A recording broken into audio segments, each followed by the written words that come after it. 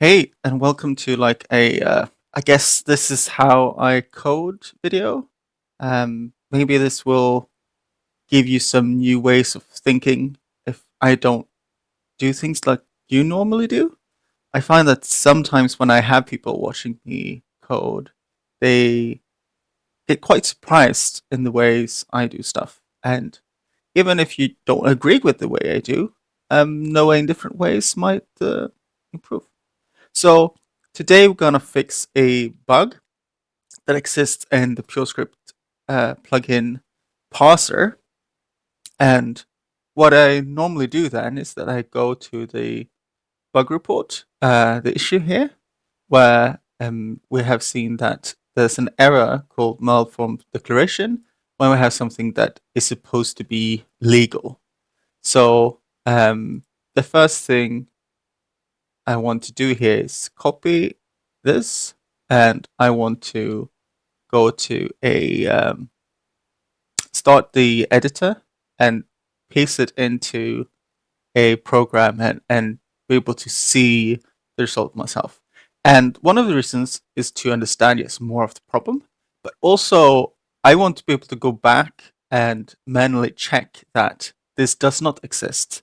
And before I start coding and then go and check that it doesn't exist, I want to check that it didn't exist in the beginning. So I know that the changes I've done actually had an effect. And this is in my Fizzbuzz, where I like just try stuff repository. So this is fine. Let's paste it here. And we can see here that we get the warning that starts. I have one more mail from there, and it has one there, and expected missing expression. So it fails to associate this with this part because it says, okay, but if I put one here, yeah,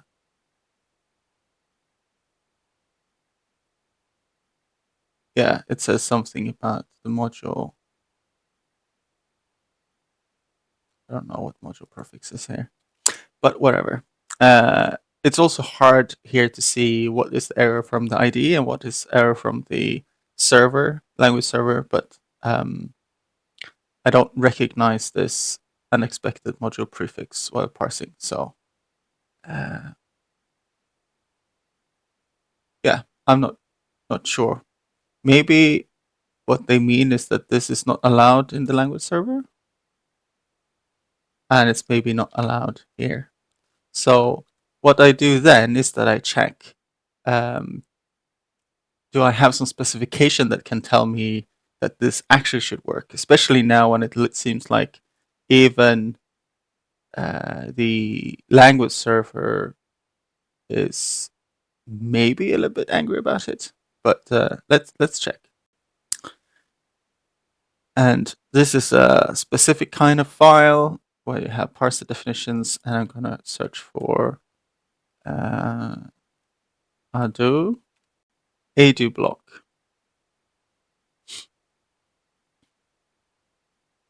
And in expression. So let's look what an adu block looks like. So an adu is the token adu and something. So let's see what that adu token is.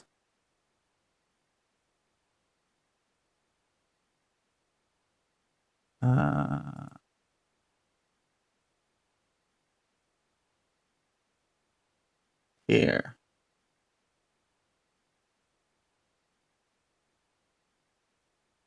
So if I remember correctly, this is like the prefix part.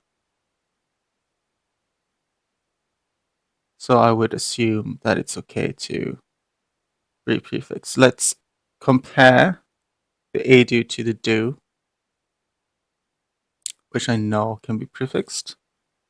And this looks the same.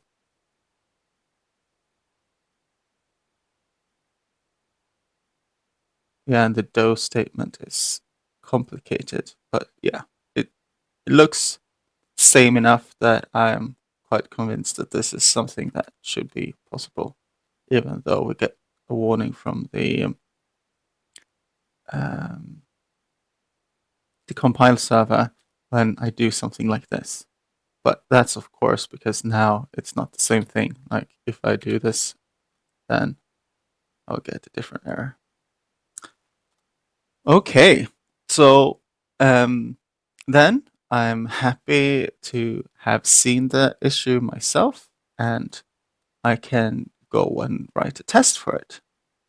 So now my goal is to write a test that fails about in the same way that I have observed the error in the real world, so to speak.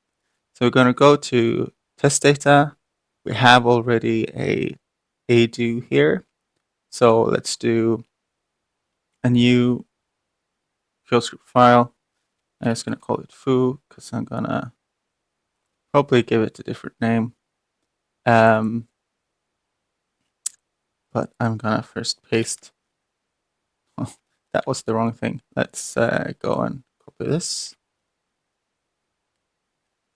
Thingy. And we're just going to ignore the other parts that might be wrong because we're only going to be interested in the parsing here. So it can be wrong in any other way. And I can maybe even do something like, I mean, this is quite complicated. Can I make it simpler? Maybe just a pure A or something? I don't know. Well, let's maybe do that change afterwards. Let's keep it like this and then we can maybe simplify it. So what is this? This is I do with prefix, and it seems like we don't get the help here, so just rename it. And then we need to find where we have the actual test that uses these files. Not interested in source, we're interested in Kotlin, we're interested in the parser, and we should have a do parser test there. So test with prefix. And now if we run the tests, we should see first one failure. That is less interesting.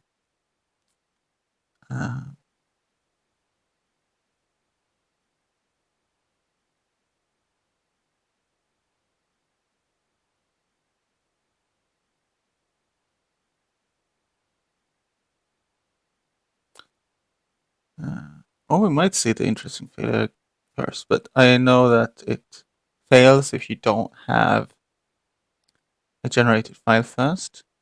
That's not the failure we're interested in. Yeah, no. So we're gonna run it again. We're gonna get the correct failure. But we can look at the output again and get some more information. So this is a serialization of the syntax tree, where it's like, okay, this is a module prefix, and then doesn't really work. So while it runs this, let's go to the parser definitions.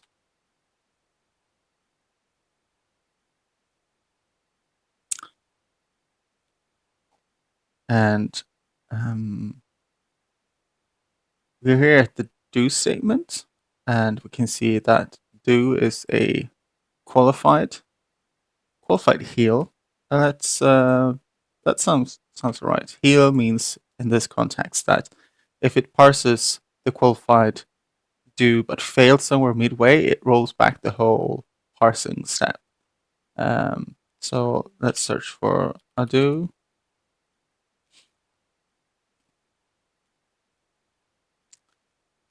So we want that to be qualified as well. And probably healed. Mhm.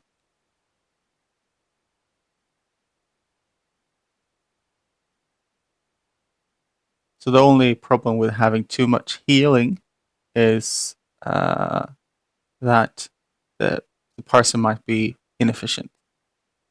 Um, and you might get worse error reporting as well. So here we have the error that we were seeing before. So now if we run a test again,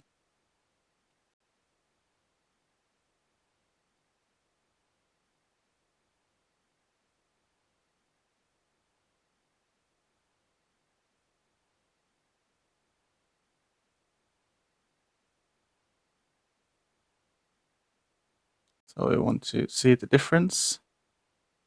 So the actual, what we have now compared to before, is that it passes a lot more and have no failure. So now I find that it might be good to remove this old approval file by deleting it, uh, running the test to generate a new one.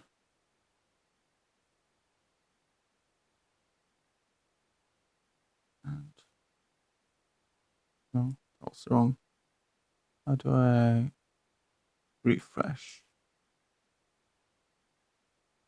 So now we have this one, which is green. So if we run it again, it should be green. Should probably just run only these tests here. Can do that. We'll speed up a little bit. And when I say a little bit, I should have said a lot. Okay, so let's do X pure unit. So I don't like using pure here. I think it's nicer to use list. So you can even maybe use the empty list. I don't know. Yeah, it should be possible. And then do X.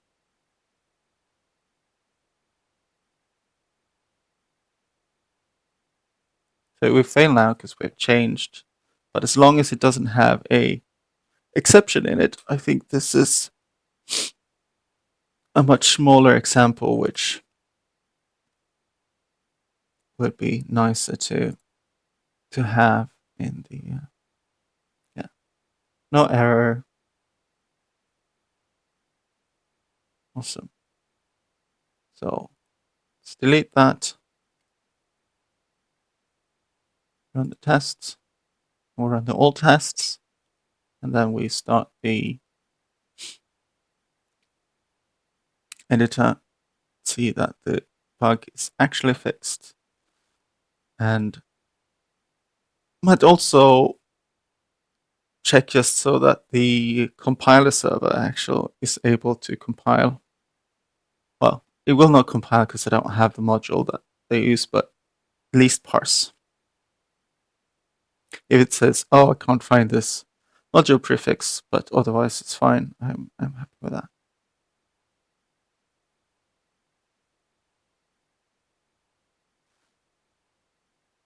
And we can write commit message while waiting. You should be added.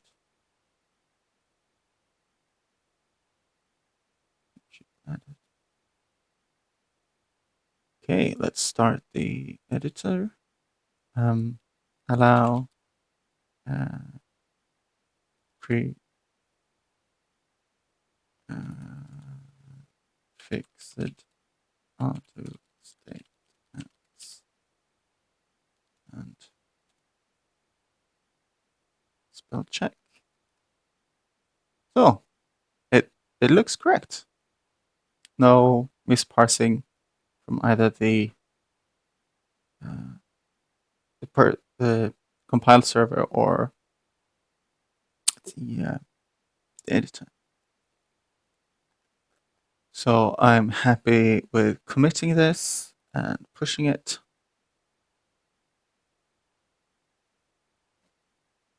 And after it's pushed, I can create a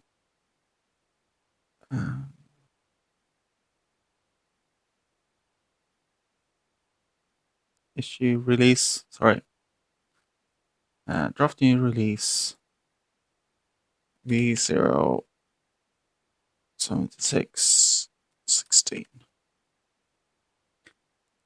Allow prefix it. I'll do start. And that's misspelled. Let's see if I can just copy this maybe.